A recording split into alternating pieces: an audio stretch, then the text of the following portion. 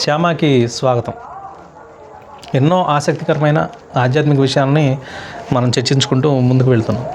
ఇవాళ కూడా ఈ కుండలిని శక్తి అనేది మూలాధార చక్రంలోకి ఎలా వచ్చింది, ఆ శక్తి ఏంటి అనే విషయం గురించి మనం మాట్లాడుకోబోతున్నాం. మన ఛానల్లోనే ఒక పాపులర్ వీడియో ఉంది. అదేంటంటే మన ఋగ్వేదంలో నాసదీయ సూక్తం సృష్టి ఆవిర్భావం గురించి ఎలా చెప్పింది, అది ఇప్పుడున్నటువంటి ఈ క్వాంటమ్ థియరీస్కి ఎంత పర్ఫెక్ట్గా మ్యాచ్ అయింది అనేది ఆ రెండింటిని మ్యాచ్ చేస్తూ ఒక వీడియో చేశాను అనమాట. ఆ వీడియో చాలా పాపులర్ అయింది. చాలామంది ఆశ్చర్యాన్ని కూడా వ్యక్తం చేశారనమాట. ఈ నాసదీయ సూక్తంలో, ఈ ఋగ్వేదంలో ఇంత యాక్యురేట్గా ఎలా ఉందనేది. అయితే ఆ వీడియో చూసిన వాళ్ళకి ఇప్పుడు నేను చెప్పబోయే విషయం ఇంకా ఈజీగా అర్థమవుతుంది. అది చూడకపోయినా పర్వాలేదు. అయితే ఆ నాసదీయ సూక్తంలో సృష్టి ఆవిర్భావానికి ముందు ఆ పరమేశ్వరుడు అయినటువంటి ఆ శివుని యొక్క పరిస్థితి, ఆయన ఏ స్థితిలో ఉన్నాడంటే సత్ మరియు అసత్కి అతీతమైనటువంటి ఒక స్థితిలో ఉన్నాడంటే మనకున్నటువంటి జ్ఞానం ద్వారా, మనకున్నటువంటి దృష్టి ద్వారా మనం కనుక్కోలేనటువంటి, అంటే ఉంది లేదా లేదు, అంటే సత్ మరియు అసత్కి అతీతమైన ఒక స్థితిలో నిర్గుణంగా ఎటువంటి అలజడి లేకుండా ప్రశాంతంగా ఉన్నాడు. ఎప్పుడైతే తనలో ఇచ్ఛాశక్తి మేల్కొందో, యత్కామో ప్రథమ బీజ, ఆ ఇచ్ఛాశక్తే మొదటి బీజమైంది ఈ సృష్టికి అని చెప్పబడింది. యత్కామో ప్రథమ బీజ అంటే ఆయనలో మేల్కొన్నటువంటి ఆ ఇచ్ఛాశక్తి మన పరాశక్తి. అమ్మవారు, ఆయన ఎక్కడో వేరు రెండు విషయాలు కాదు. ఆయన యొక్క మనోరూపమే ఆమె. ఆయన యొక్క ప్రథమ కళే శక్తి. శివుని యొక్క ప్రథమ కళే పరాశక్తి. దీన్నే అంటే ఎప్పుడైతే ఈ సృష్టి కోసం తనలో ఉన్నటువంటి ఇచ్ఛాశక్తి జాగృతం అయిందో, అప్పుడు ఉన్నటువంటి ఆ స్థితిని కామకళ అని చెప్పడం జరిగింది. శివునిలో కలిగినటువంటి ఇచ్ఛాశక్తి, ఆయనలో నిద్రాణంగా ఉన్నటువంటి ఇచ్ఛాశక్తి మేల్కొలగానే అప్పుడు ఏర్పడినటువంటి కళ కామకళ. యత్కామో ప్రథమ బీజ అంటే ఈ శక్తికి ఆయనకి పెద్దగా తేడా లేదు. ఏంటంటే ఆయనలో మనసు ఎప్పుడైతే జాగృతమైందో, ఆయన మనోరూపమే శక్తి. ఆయన యొక్క మనసే శక్తి. ఆయన నిర్గుణమైన, ఎటువంటి అలజడి లేని పరిస్థితిలో ఉన్నప్పుడు ఒక నిర్గుణమైన పరమాత్మ, అంటే సత్కి అసిత్కి ఒక అతీతమైన స్థితి.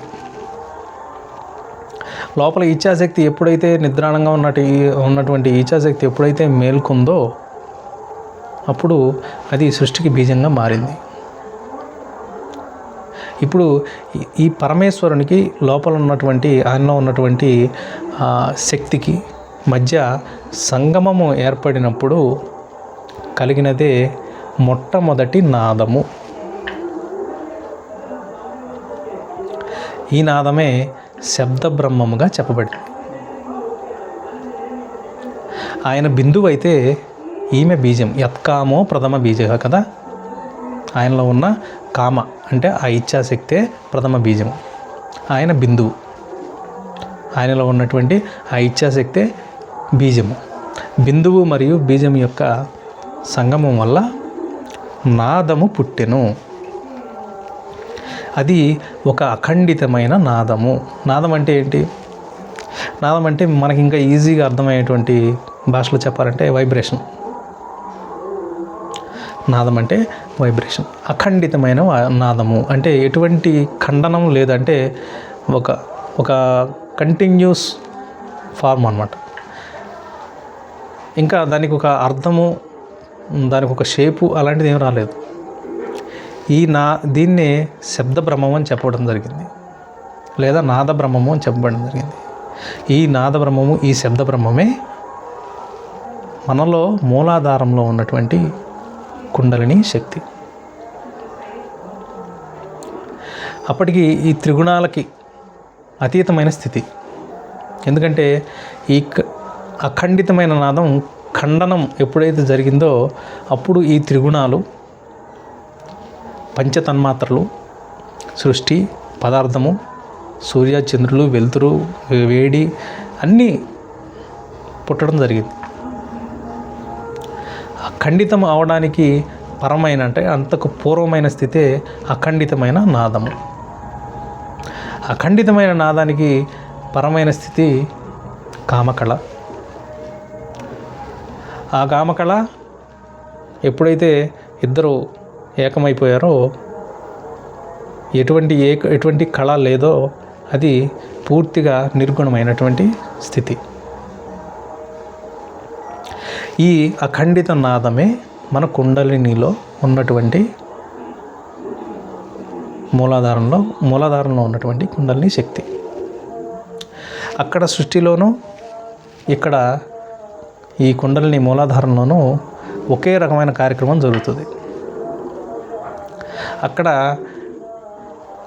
అఖండిత నాదం 3 ఖండనలు అయిందంటే త్రిగుణాలు ఏర్పడతాయి. ఆ త్రిగుణాల నుంచి పంచతన్మాత్రలు ఏర్పడ్డాయి. ఆ పంచతన్మాత్రల నుంచి పంచభూతాలు ఏర్పడ్డాయి. మనలో కూడా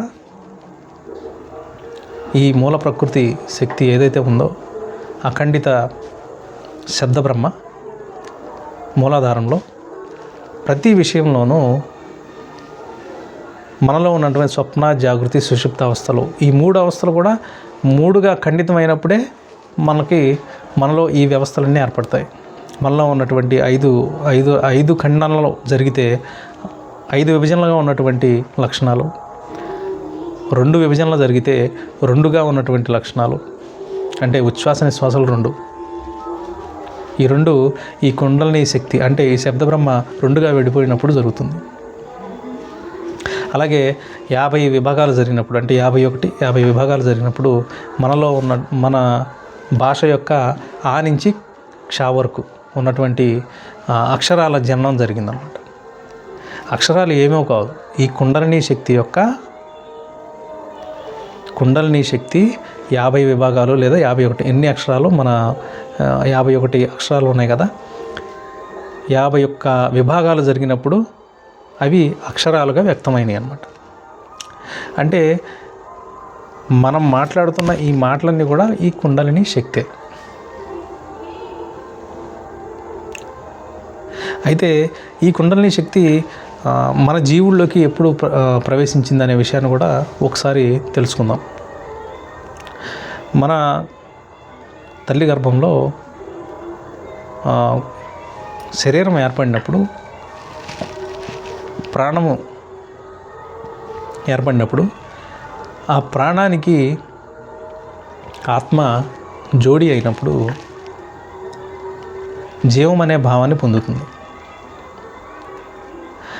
ఈ ఆత్మ ఏంటిది? పరమేశ్వరుడే. ఆ పరమేశ్వరుడే ఈ ప్రాణానికి జోడి అయ్యాడు. జోడి అయినప్పుడు ఆ జీవం అనే భావాన్ని పొందింది. అప్పుడే పుట్టిన బిడ్డలో ఈ కుండలిని శక్తి శరీరం అంతా వ్యాప్తి చెంది ఉంటుంది. పూర్తిగా మూలాధారంలో కట్టుబడిపోయి ఉండదు. ఎప్పుడైతే అతని యొక్క నేను అనే భావన ఎప్పుడైతే బలపడుతూ పెరిగే కొద్దీ ఎప్పుడైతే బలపడుతూ వచ్చిందో ఆ కుండలిని శక్తి మూలాధారంలోకి లాక్ చేయబడి ఉంటుంది అన్నమాట. ఆ కుండలిని శక్తి ఈ 6 చక్రాల్లో లాక్ చేయబడి ఉంటుంది. దాన్ని రుద్రగ్రంథి, బ్రహ్మగ్రంథి, విష్ణుగ్రంథి అని రకరకాలుగా చెప్తూ ఉంటారు. సో ఓవరాల్గా ఈ శక్తి మరలా తన యథాస్థితికి మళ్ళీ ఆ పరమేశ్వరంలో కలవడమే ఈ కుండలిని యొక్క సంయోగం. అదే మనం కోరుకునేటువంటి మోక్ష స్థితి. తెలిసింది కదా. అనాది కాలంగా సనాతనమైన కాలం నుంచి, అంటే సృష్టి మొదట్లో ఉన్నటువంటి ఆసక్తి మనలో ఉంది. సృష్టి ప్రావిర్భావానికి, సృష్టిని ఏదైతే క్రియేట్ చేసిందో, ఈ పంచభూతాలని అన్నిటినీ ఏదైతే క్రియేట్ చేసిందో అదే ఇక్కడ అదే రా ఫామ్లో మన మూలాధార చక్రంలో ఉంది. సనాతనమైనటువంటిది. మన బయట యూనివర్స్లో ఏదైతే జరిగిందో ఈ శరీరంలో కూడా ప్రతి క్షణం జరుగుతూనే ఉంది.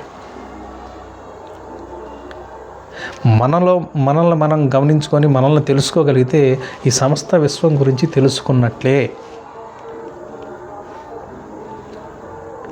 ఎందుకంటే అక్కడ ఇక్కడ ఉన్నది వేరు కాదు. నేను చెప్పేది మీకు క్లియర్గా అర్థమైందనే నేను అనుకుంటున్నాను. ఈ వీడియో మీకు నచ్చినట్లయితే కామెంట్ చేయండి. మీ అభిప్రాయాలని కామెంట్ చేయండి. సబ్స్క్రైబ్ చేయండి. వీడియోని లైక్ చేయండి. Thank you.